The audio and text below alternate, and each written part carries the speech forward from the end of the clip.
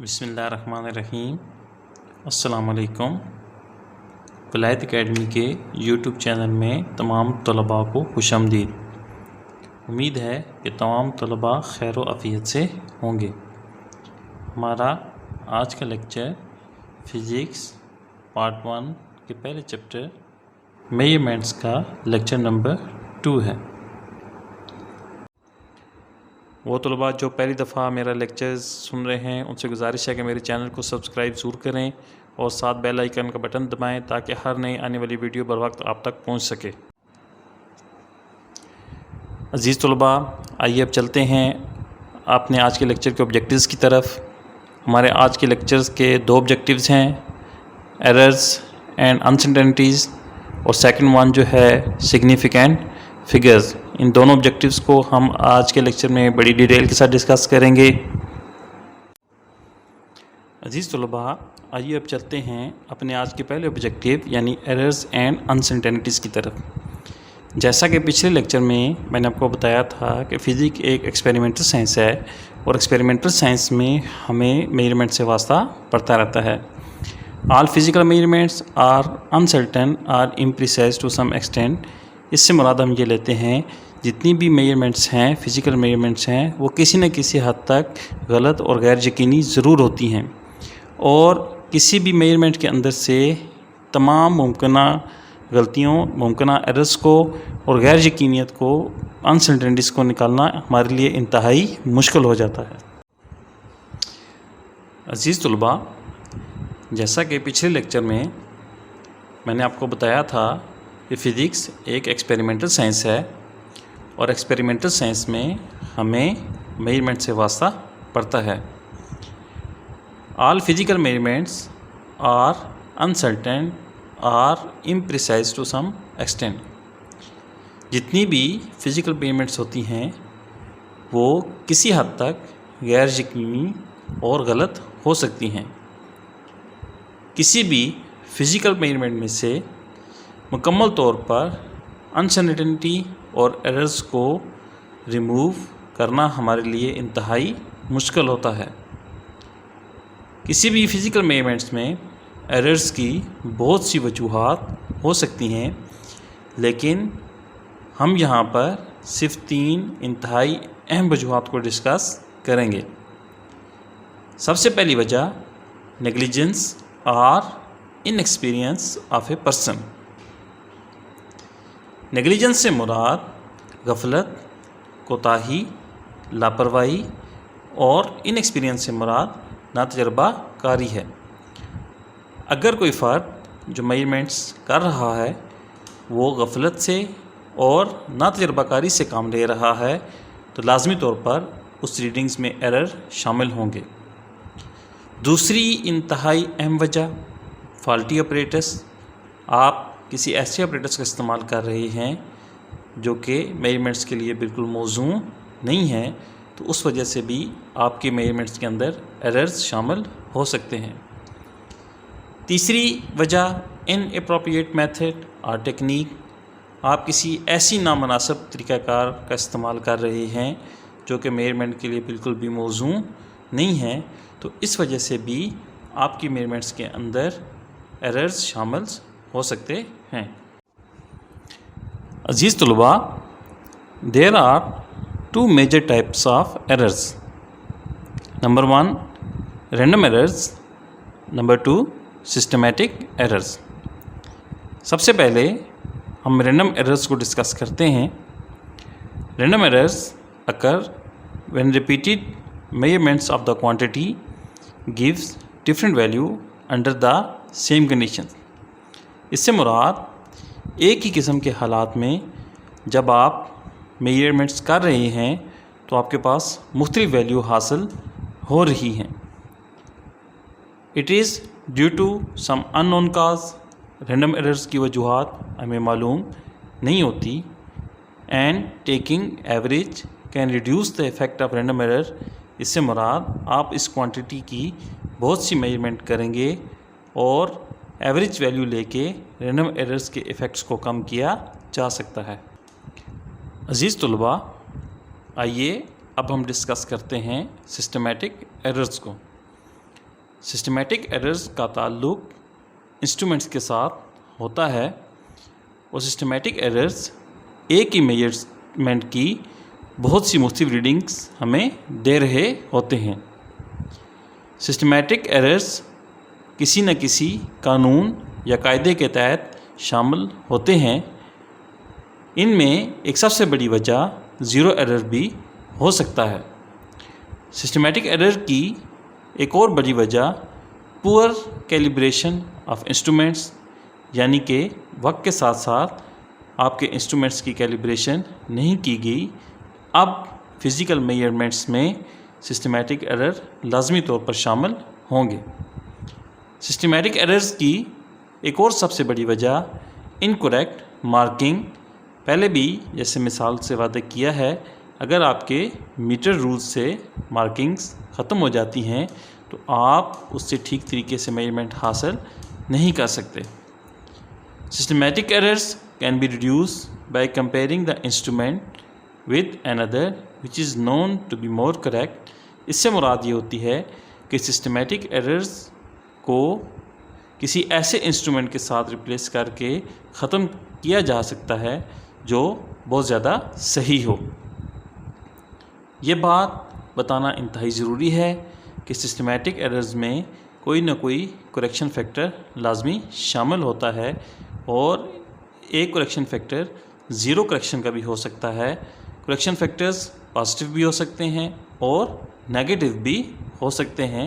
اگر correction factor positive ہے تو اس کو فائنل ریڈنگ میں سے ہمیں سبٹریکٹ کرنا پڑے گا، اور اگر کریکشن فیکٹر نیگیٹو ہے تو اس کو فائنل ریڈنگ میں ہمیں ایڈ کرنا پڑے گا۔ عزیز طلباء، آئیے اب ہم چلتے ہیں اپنے لیکچر کے دوسرے آبجیکٹیو سگنیفیکنٹ فگرز پہ۔ عزیز طلباء، فزکس پیمائش پر مبنی ہوتی ہے، لیکن بدقسمتی سے ہر بار پیمائش میں کہیں نہ کہیں انسرٹینٹی اور ایررز ضرور شامل ہوتے ہیں۔ سگنیفیکنٹ فگرز کی تعریف کچھ اس طرح کی جا سکتی ہے: in any measurements the accurately known digit and the first doubtful digit are called significant figures. مثال کے طور پر اگر کسی لوہے کی سلاخ کی لمبائی 12.7 سینٹی میٹر ہے تو اس میجرمنٹ کے اندر 3 ڈیجٹ شامل ہیں: 1، 2، 7۔ اس میجرمنٹ میں 1 اور 2 ایسے ڈیجٹ ہیں جو ہمیں بالکل صحیح طور پر معلوم ہیں، جن کے اوپر ہمارا یقین ہے، جبکہ 7 ایک ایسا ڈیجٹ ہے جو ڈاؤٹ فل ہے، یعنی جس کے اوپر ہمارا شک ہے۔ عزیز طلباء، significant figure is one which is known to be reliable۔ significant figures وہ ہوتے ہیں جو قابل اعتماد ہوتے ہیں، یعنی ہم ان کے اوپر اعتماد کر سکتے ہیں۔ If we improve the quality of our measuring instrument and technique, we extend the measure results to more and more significant figures and improve the experimental accuracy of the result۔ اگر ہم اپنے انسٹرومنٹس کو اور اپنی measuring techniques کو بہتر بنا سکتے ہیں تو ہم سگنیفیکنٹ فگرز میں اضافہ کر سکتے ہیں، جو کہ ایکسپیریمنٹل ایکوریسی کو اور زیادہ بہتر بناتا ہے۔ عزیز طلباء، آئیے اب ہم سگنیفیکنٹ فگرز کے بارے میں کچھ رولز کو ڈسکس کرتے ہیں۔ آل ڈیجٹس 1 to 9 آر سگنیفیکنٹ۔ کسی بھی میجرمنٹ میں اگر 1 سے لے کر 9 تک ڈیجٹ شامل ہیں تو وہ سارے کے سارے سگنیفیکنٹ ہوں گے۔ 0 may or may not be significant۔ 0 significant ہو بھی سکتا ہے اور نہیں بھی ہو سکتا۔ 0 کے سگنیفیکنٹ ہونے کے بارے میں کچھ رولز اس طرح ہیں: 0 between 2 significant figures is itself significant۔ اگر 0 دو سگنیفیکنٹ فگرز کے درمیان میں ہے تو وہ سگنیفیکنٹ ہوگا۔ مثال کے طور پر 2.03۔ اب اس مثال میں 2 بھی سگنیفیکنٹ ہے، 3 بھی سگنیفیکنٹ ہے، کیونکہ 0 دو سگنیفیکنٹ فگرز کے درمیان میں موجود ہے، اس لیے 0 سگنیفیکنٹ ہوگا۔ 0 to the left of significant figures are not significant۔ جتنے بھی 0 کسی بھی سگنیفیکنٹ فگر کے بائیں جانب ہوتے ہیں ان کا شمار سگنیفیکنٹ میں نہیں ہوتا۔ مثال کے طور پر 0.005 یا 0.345، ان دونوں ویلیوز میں جتنے بھی 0 ہیں وہ سگنیفیکنٹ فگرز کے بائیں جانب ہیں، اس لیے ان کا شمار سگنیفیکنٹ فگرز میں نہیں ہوتا۔ 0 to the right may or may not be significant۔ دائیں جانب 0 سگنیفیکنٹ ہو بھی سکتا ہے اور نہیں بھی ہو سکتا۔ ان decimal friction 0 to the right of significant figure is significant۔ Decimal friction میں جتنے بھی 0 سگنیفیکنٹ فگرز کے دائیں جانب ہوں گے ان کا شمار سگنیفیکنٹ فگرز میں شامل ہوگا۔ مثال کے طور پر 3.57 میں اور 7.400 میں جتنے بھی 0 ہیں وہ سگنیفیکنٹ فگرز کے دائیں جانب ہیں اور ڈیسیمل پوائنٹ کے بعد ہیں، اس لیے ان کا شمار سگنیفیکنٹ فگرز میں ہوگا۔ In integers number of significant figure is determined by accuracy of measuring instrument. آپ کے سامنے میں ایک مثال پیش کروں گا۔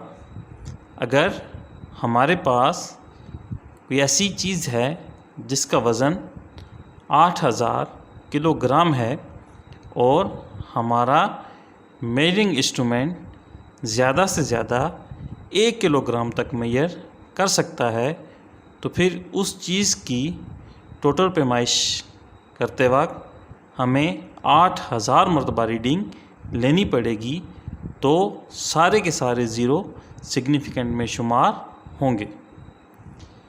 اسی طریقے کے ساتھ اگر ہمارے پاس میئرنگ انسٹرومنٹ 10 کلو گرام کا ہے تو ٹوٹل ریڈنگ ہمیں 800 دفعہ لینی پڑے گی، اس وجہ سے پھر ایک 0 کم ہو جائے گا اور ہمارے پاس سگنیفیکنٹ فگرز کی تعداد 3 رہ جائے گی۔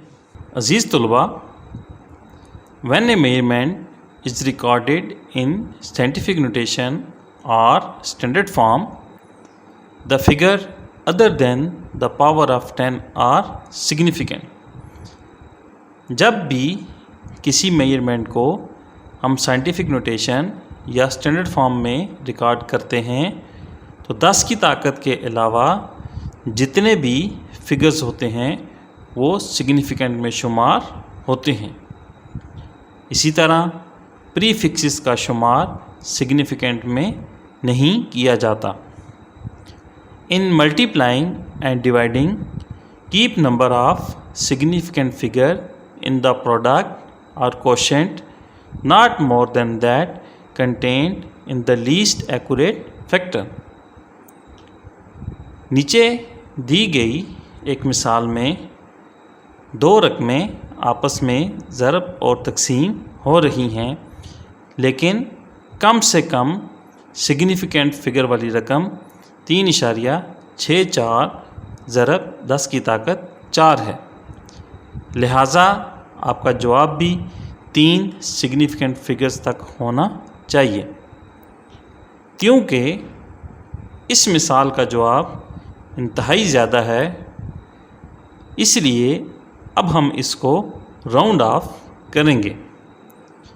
راؤنڈ آف کرنے کے قوانین آپ پہلے سے جانتے ہیں، چلیں اس کو دوبارہ دہرا لیتے ہیں۔ جس فگر کو آپ نے ریٹین کرنا ہے اس سے آگے والا فگر اگر 5 سے کم ہے تو اس میں کوئی اضافہ نہیں ہوگا۔ اگر فگر 5 سے زیادہ ہے تو پچھلے فگر میں 1 کا اضافہ ہوگا۔ لیکن جو فگر آپ نے ڈراپ کرنا ہے وہ 5 ہے، تو اگر پچھلا فگر ایون ہوا تو اس میں کوئی اضافہ نہیں ہوگا، لیکن اگر پچھلا فگر آڈ ہوا تو ہمیں اس میں 1 کا اضافہ کرنا پڑے گا۔ انہی قوانین کو فالو کرتے ہوئے اوپر دی گئی مثال کا جواب 1.46 ضرب 10 کی طاقت 3 ہے اور اس میں سگنیفیکنٹ فگرز کی تعداد 3 ہے۔ عزیز طلباء، in addition and subtraction, the number of decimal places retained in the answer should equal to smallest number of decimal places of the quantities being added۔ جمع اور تفریق کے عمل میں اشاریہ کے بعد جس رقم میں کم سے کم ڈیجٹ ہوں گے، آپ کے جواب میں بھی اشاریہ کے بعد اتنے ہی ڈیجٹس کا شمار ہوگا۔ پہلی مثال میں 72.1 میں ڈیسیمل پوائنٹ کے بعد 1 ڈیجٹ ہے، لہٰذا اس کے جواب 75.5 میں بھی ڈیسیمل پوائنٹ کے بعد 1 ڈیجٹ شامل کیا گیا ہے۔ دوسری مثال میں 4.10 میں ڈیسیمل پوائنٹ کے بعد ڈیجٹس کی تعداد 2 ہے، جو کہ جمع کی گئی رقموں میں سب سے کم ہیں، لہٰذا آپ کے جواب میں بھی ڈیسیمل پوائنٹ کے بعد 2 ڈیجٹس ہوں گے، جس میں 8.13 شامل ہیں۔ عزیز طلباء، امید ہے کہ آپ کو میرے آج کے لیکچر کی ویڈیو پسند آئی ہوگی۔ اگر آپ کو یہ لیکچر پسند آیا ہے تو پلیز اس کو لائک اور شیئر ضرور کریں، اور اپنے کوسچنز اور اپنی قیمتی رائے کمنٹس میں منشن کریں تاکہ اس میں مزید بہتری لائی جا سکے۔ اللہ حافظ۔